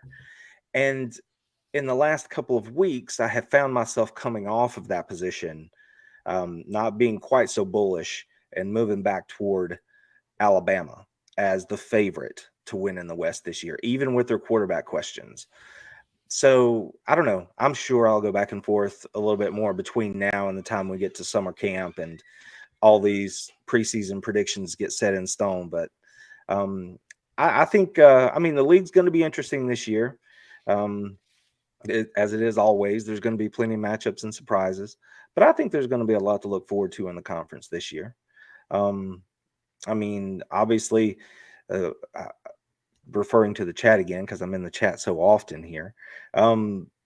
We were talking the other night about what, like, as you look at the national scale, should Georgia be considered a favorite to win the championship in 2023? Now, Vegas, I believe at this point, has them listed as the favorite to win, but and there's good reason for that. I mean, if you look over the last 2 seasons, just to set the frame of reference here, Georgia's gone 29-1 over the last 2 years, and they've beaten every school during that run that has won the CFP title. So there's no reason to believe that they're not going to continue that sort of play. That's an interesting note you just brought up there. It is, and I had to double check it because I wanted to make sure I knew what year the CFP began, Sure. and it began Ohio with State, Ohio State, right? Alabama, And I'm like, right, because Florida State was the year before. LSU, Clemson. Yep. And it makes it quite impressive. If I were not a Bulldog fan, I would look at that and be like, yeah, that's pretty impressive. So, it is. Yeah. In a 2-year span to beat everyone who's been a national champion in the last 9 seasons. Yep. Right. I was talking with someone in my comment section just today, and they were citing how just how Georgia's schedule has been so weak. And I'm like, see, you're telling me right now that you are a casual fan. We don't have to go any further, because if you look at the 2022 season, when the season began, people looked at Georgia's schedule and said, okay, there's somewhere around 25 or 26 in strength of schedule. By the time the season ended, based on how teams played, Sagarin and TeamRankings.com both had Georgia as the number 1 toughest schedule in the country last season. And then you pair that with what I just mentioned to you about who they've had to beat over the last 2 years in claiming these championships. And then layer on the fact that they're the first major college football team in history to win back-to-back titles with any sort of playoff. I know I'm not telling you anything you don't know, but it's an impressive thing that they've done. And you got to think that it's going to continue moving forward. So, I don't know if Georgia should be the favorite, but they certainly should be considered. But as I've talked about in a lot of my own videos and in the chat and stuff, there are a lot of moving pieces in Athens this year. So they have work to do if they're going to do that again.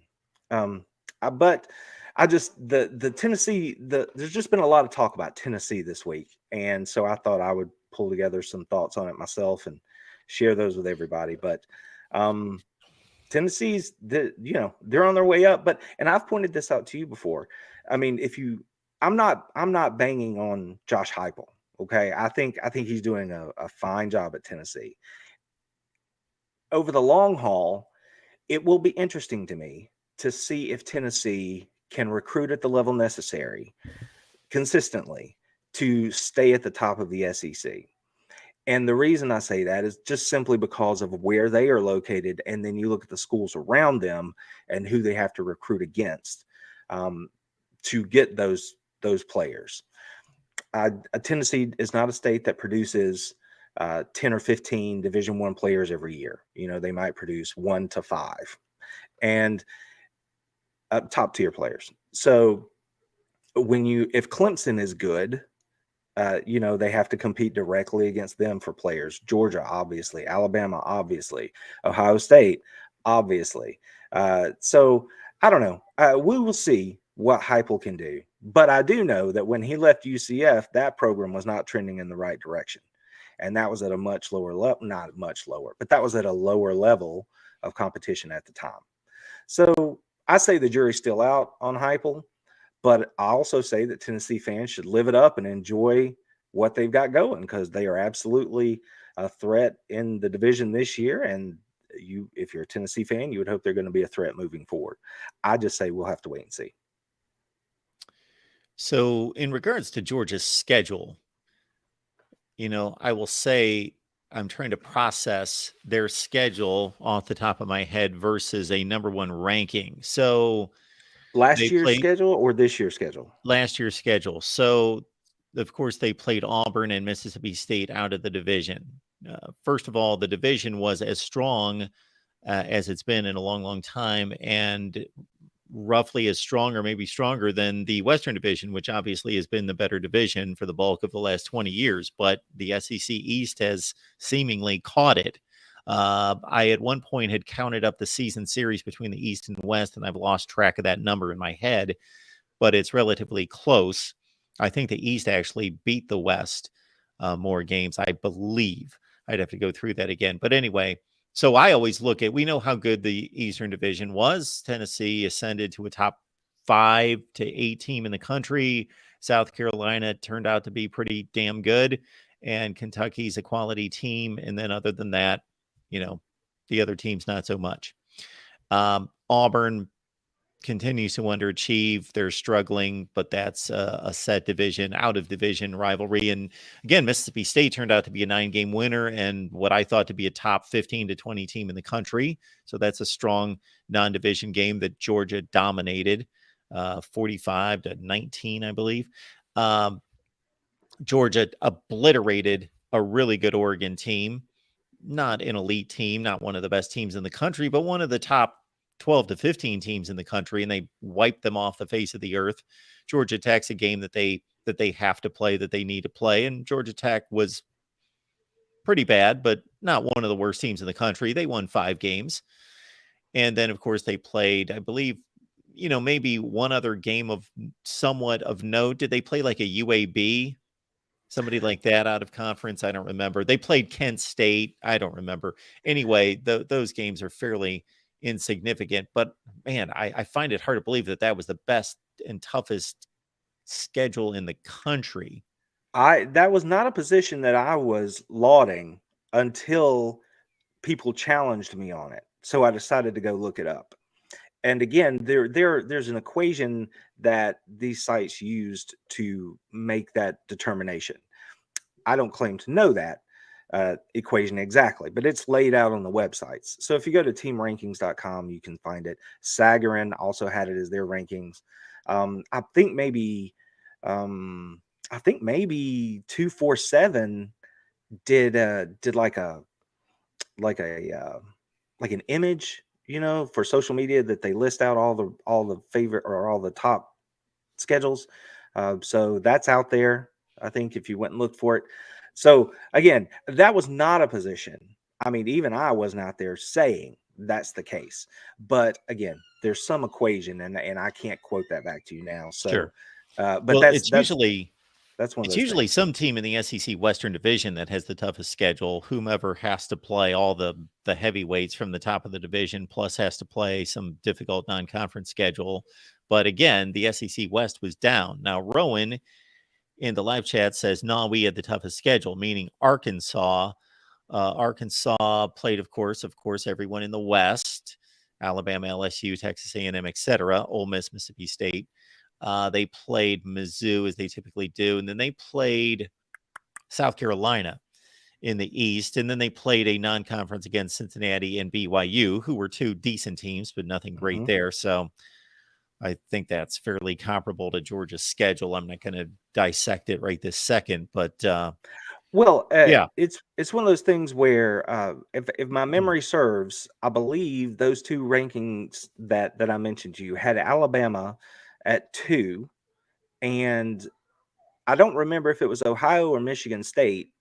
I don't think it was both of them, but one of those two Big Ten powers was in the probably top Michigan 5. State. Ohio State. Did I say Michigan State? I meant to say Ohio State. You said Ohio State and Michigan State. Oh, I'm sorry. No, Ohio State and Michigan. Oh, One of those two powers in the Big Ten. certainly Michigan didn't. They played an awful non-conference schedule. Okay, well then it was Ohio State. So Mhm. so there you go. Those teams were also in the top 5, and I didn't look much beyond Hmm. that. So again, that's just putting it out there, right? So you can look it up and decide if it holds water or not. But Now, that's looking forward though to what they this said. season. Yes. Now here's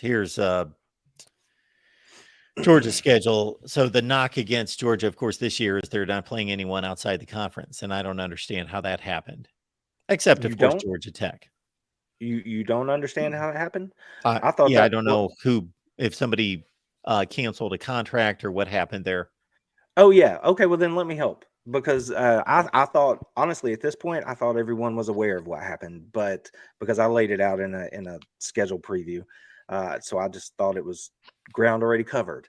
But what had originally happened, or was originally on the schedule, was for the second week of the season, Georgia couldn't get back into one of the neutral site kickoff games because they had been in one the year prior, right, against Oregon, and they saw no value in trying to go out west and play in one of those, like in Dallas or whatever.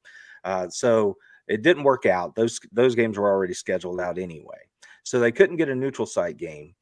What they did do is schedule a home and home with Oklahoma that was supposed to be on the road in the second week of the season, which would have been a big time out of conference matchup early in the year. Even though Oklahoma was down, that's still a marquee brand. And for the record, I think when they come to the conference, Oklahoma will do better than Texas over the long haul. But that's another discussion. But they had Oklahoma. Then the news shook out about Oklahoma and OU joining the league. The SEC nixed that game against Oklahoma. They didn't want them in the playing a game in the conference this season. Georgia was left in the lurch, and the only school available to get was Ball State for week 2. So that's how they wound up with such a weak schedule 1 and 2 before they opened conference play against Carolina at home in week 3. And UAB is a game that cycles on to Georgia's schedule every 6 years or so.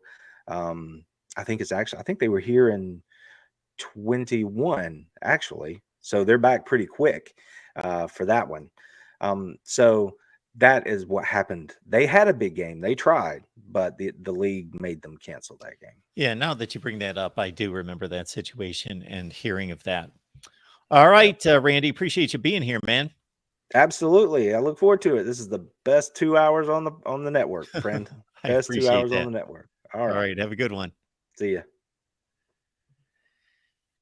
It's our guy, Randy, Dan Beast Media. Check it out. Let's keep it moving here at the Voice of College Football. We got Jackson checking in. Look at this. Hey, man. What's up, Mark? How's it going? I'm doing well. What have you been up to? Just same old, same old. Getting everything squared away. What's on your mind?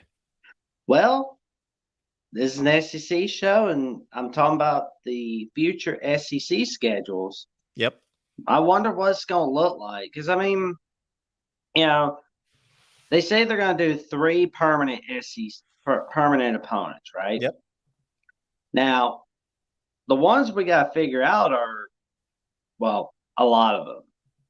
Now, I don't really understand Alabama LSU being the game that has to be kept. Because, I mean, like, look, once Saban retires, Yep. I really don't see a lot of people talking about Alabama LSU all that much. Kind of You like, think that has to do with Saban? I don't know. But because, I mean, a lot of the games prior to Saban coaching at both schools, nobody really talked about it a whole lot. So, I mean, there was not a whole lot of people that were going, remember that 1982 game? Oh, remember that 1989 game? Not a whole lot of people. But like for Auburn, on the other hand, now we don't know who they're going to play besides Bama and Georgia. Some people say it's going to be LSU. Some people say it's going to be Vanderbilt. But I think it should be Florida because it's, Florida is the closest school in the well, Auburn's the closest SEC school to Florida, from what I've heard. And that is a pretty good game, Auburn, Florida. I wish they play each other annually. So what I'm playing here, and we'll eventually get to it, is Right. what I lined up for everyone's 3 common opponents. Right. I will go on record, Jackson, of saying that I know that it helps in scheduling to have a very strict, regimented format, For but sure. you could also consider this. Does every team have the same number of rivals? Well, of course not. Some have one. Right. I mean, legitimate rivals. Like, to a certain extent, they all are rivals because they play in the same conference, but legitimate rivals. So they don't. So I would have no issue. So we both know that over the past, I don't know when the division format in the SEC started in 1992, but it was at Yep. some point later that they went to this schedule that they currently have where you have to play. You have a designated rival in the other division. Well, for Alabama and Tennessee and for LSU and Florida and certainly Georgia and Auburn, that's a legitimate rivalry. But the other Right. ones are just placeholders. They don't mean anything. Right. It's ridiculous to have Texas A&M and South Carolina playing every year. Yeah, They're I don't know why that game is an annual game. I'm just They- kind of like, they would be the 2 teams that you would select as being the least connected in the conference, and they play every year. exactly. And what makes that extra ridiculous is when you put that into the context of, and we know things are going to change, but if over 70 years, let's say, that they would play 70 times, and the other game rotates through everybody else. And so let's say Texas A&M and Georgia, they would only play 10 times. That's a completely ridiculous schedule. So why do you need to designate everyone to have a rival?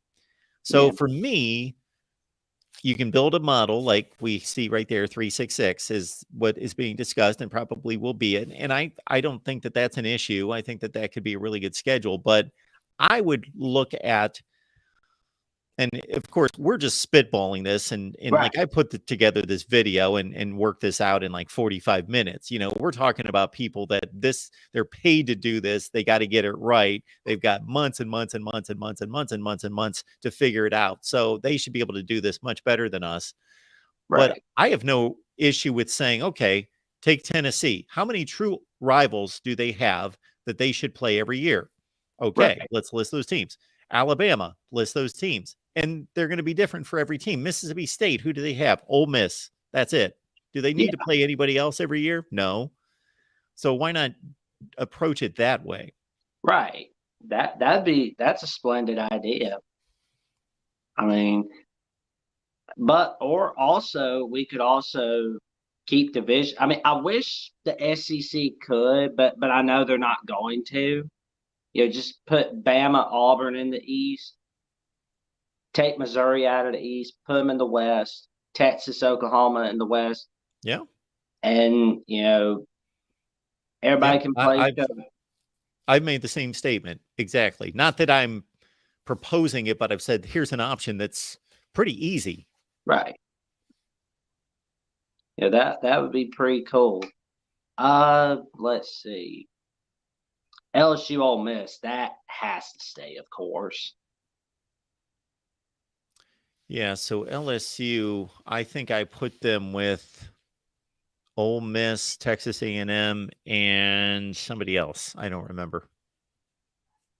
I know that Arkansas, Texas A&M's a pretty good game. I know that I agree with that. Arkansas, Texas A&M is I wish LSU was on that because I mean that's a pretty good game. But that is a good game. You're right, and I have no issue with any disagreements for sure because there are other ways. There are some tough calls to make. Right.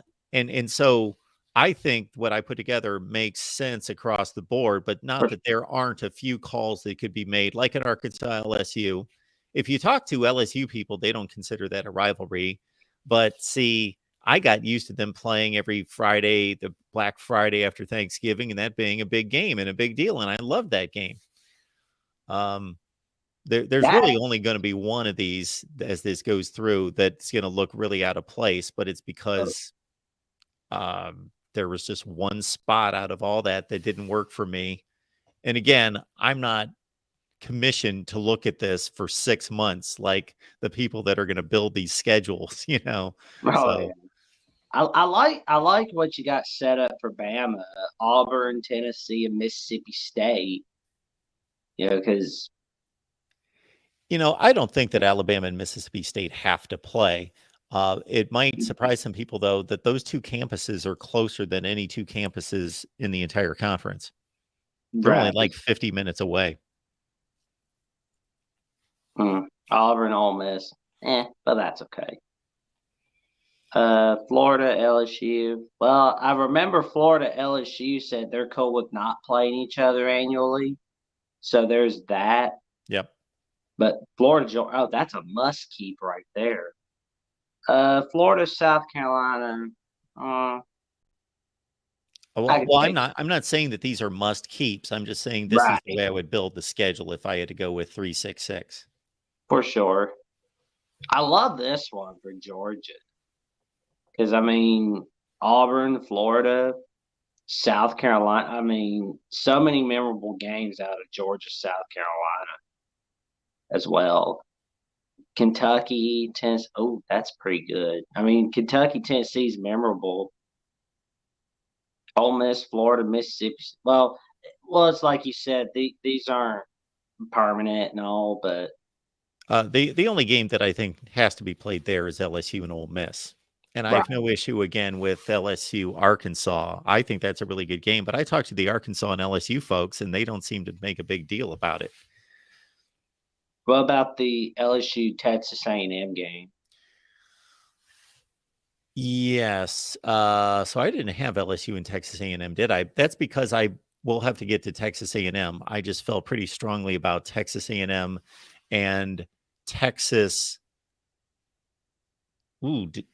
I guess Texas, Oklahoma, Arkansas is what the route I went with Texas A&M. No, I went Mizzou. I went Texas A&M taking on Texas, Mizzou as an old Big 12 rival, and Arkansas.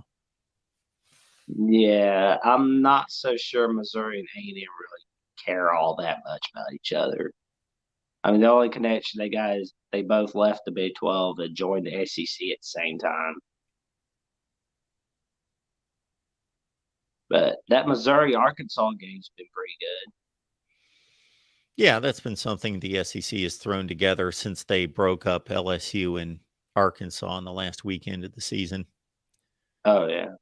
Texas, Oklahoma. So there's the one that doesn't fit, Oklahoma Vandy. Yeah. But they're I don't know that they're going to throw together a schedule where they're all going to fit. I just had one left over where I'm like, what am I going to do with Oklahoma and Vandy here? You know, I put Vandy with Tennessee and Kentucky because I think those two should be played. And then after that, there was just an open spot where I'm like, okay, what am I going to do with these two? And let's understand, Jackson, of course, that this isn't the end of the world. This scheduling, it's not like building the previous scheduling format where it was like a big deal and a big decision who you matched up in the other division, because everybody else, you weren't going to see them for 6 years. Under this model, you either play them every year or you play them every other year anyway. So it's not as critical that you get it right. There we go. Yeah, that sounds good. I'm excited about the upcoming schedule, though. Yeah. So Vanderbilt, they're just kind of, well, what do we do with Vandy? Oklahoma. Jason, thank you for the super sticker there. Appreciate that. Oh, you got Michigan, man. All right.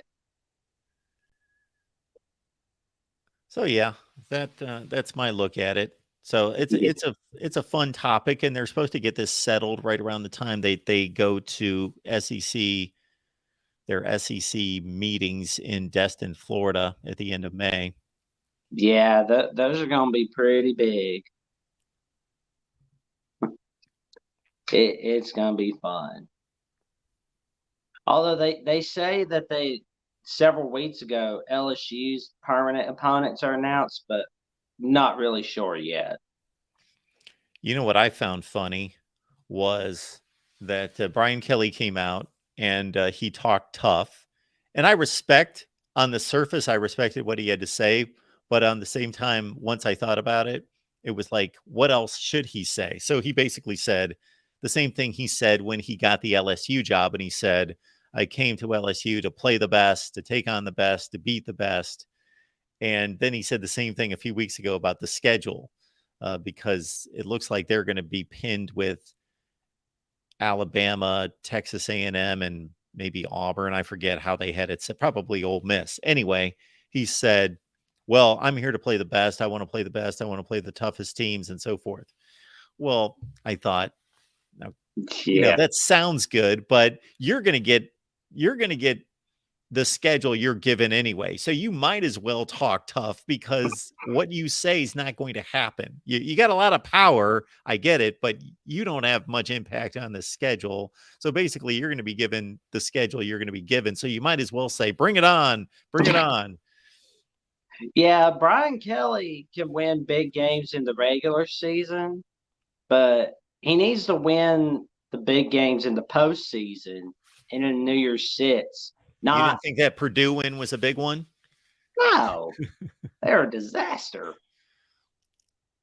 They got to win Cotton Bowls, Sugar Bowls. That's what Brian Kelly's got to do. Then he can talk tough. Yes, no New Year's Six wins for him. Yeah, I mean, one big win against Alabama in the regular season does not mean you're automatically the king. Georgia showed you that, Brian Kelly. But on the other hand, it was funny to hear Nick Saban's response to the scheduling. Yeah. I don't know if you saw that, where he said, LSU, Auburn, and Tennessee, who comes up with these? I don't know who makes these decisions. And I'm thinking, you have the most obvious rivals. You have the most obvious choices for permanent opponents. Why do you question this in any way? You have a big rivalry with Tennessee. Everybody in the world knows that. You've got to play Auburn, of course. Oh, That's arguably the best rivalry in the country. And then you've got the LSU game. To your point, that one can be argued. yeah. Because, not a whole lot of people can think about, oh, did you see that game in 1975? But it has been one of the biggest TV draws in college football for the past 10 plus years. Oh, for sure, man. For sure.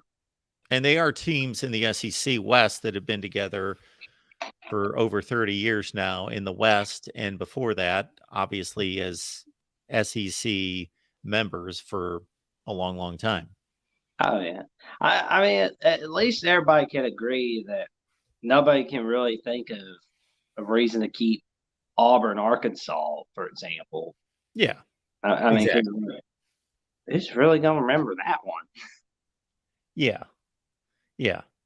Exactly. So it's somewhere between Alabama LSU, somewhere between being a rivalry that has to be played and just kind of like they're just in the same division, like you mentioned. Auburn, Arkansas, that's a great example. They've just been in the same division for 30 years, but nobody really looks at that game as we got to continue this series. This has to be played. For sure. But, Yeah, I'm curious to see when was the first time that Alabama and LSU actually played. Gonna find that here in a minute. well, they first annually played each other in 1964. So there was that. That was when a whole lot of people couldn't afford color in those days. So that's a good call. Good job, Jackson. So yeah, the first time that they played continuously in this series was 1964 and have played every year since. First time they ever played was 1902. And they played pretty consistently until sometime in the 30s. And then they did not play for about 15 years. And they've played pretty consistently since the 40s. But they did miss a few years there in the 50s. Yep. But 55-27 Bama. Yeah. Series lead. Yeah, that's a big one right there. But the Bama Tennessee rivalry is one best to best, and I'm glad we're never going to see Alabama Auburn go through another 40-year without each other period like they did in 1907, 1947. Yeah. It's like, yeah, that's not happening again. Just got to make sure Texas A&M don't do that as well. Yeah. Because you got to play each other. Especially the SEC's taking care of that. Oh, for sure. Only trouble is who's going to be that rivalry week opponent for Oklahoma. I mean, I'm still just kind of like, oh man, it's going to be tough figuring out. Yeah, I don't know that they're going to be able to come up with a perfect formula for all 16 teams on rivalry weekend. Yeah. But that's going to get figured out in the spring meetings. Yep. So that is going to be big. But, anything else, man? Oh, man. I'm just amazed that Bama's doing well in basketball. I mean, it's just like we're in Sweet 16. That's just so amazing. Enjoy. I mean, I'm hoping they make it to the Final Four, but I'm not gonna get my hopes up. I'm just gonna because I do not want to see him get upset because I don't want to be jinxing anybody. Because I think the other day on Twitter I jinxed West Virginia. I was tweeting about Maryland's getting beat down by West Virginia, and then an hour or so later, bam, West Virginia gets beat. You put the hex on them. Yeah, I mean, I keep telling myself, don't run your mouth on Twitter, but I don't think I'm ever going to learn that lesson, am I? All right, man. Well, I appreciate you stopping by, man. Oh, thank you for having me on, Mark. I appreciate it. All right, Jackson. Have a good one. Have an awesome SEC live show. Thanks, man. Good to see you. All right. And we will just about wrap it up here at the Voice of College Football. We've been on for 2+ hours on our SEC show. We're here every Tuesday at noon Eastern time, the SEC live show, and catch our next show, which is Iowa Hawkeyes Live. That is coming up next on our Voice of College Football Network, Iowa Hawkeyes Live on the Iowa channel. Please join Corey Brada and myself at 5:30 Eastern. And then we talk Nebraska football live at 7 o'clock Eastern time on the Nebraska channel. So that's the lineup for today. Iowa at 5:30 Eastern, Nebraska at 7 Eastern. We will see you then.